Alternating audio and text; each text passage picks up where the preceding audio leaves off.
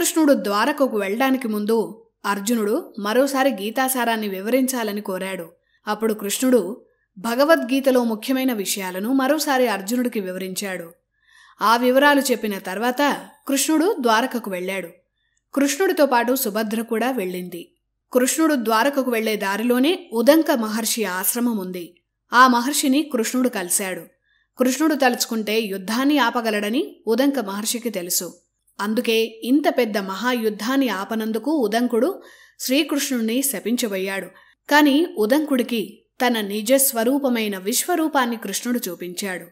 అంతా విధిరాత ప్రకారమే జరిగిందని, ఎవరూ చింతించాల్సిన అవసరం లేదని ఉదంకుడికి కృష్ణుడు చెప్పాడు. ఆ విశ్వరూపాన్ని చూసి ఉదంకుడు తరించాడు. కృష్ణుడే విష్ణు అని గుర్తించి సాష్టాంగ ప్రణామం చేశాడు.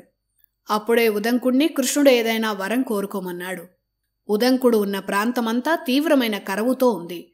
తాగేందుకు నీరు కూడా దొరికేది కాదు. అందువల్ల తాను ఎప్పుడు కోరుకుంటే అప్పుడు నీరు దొరకాలని కోరుకున్నాడు. తథాస్తు అన్నాడు కృష్ణుడు.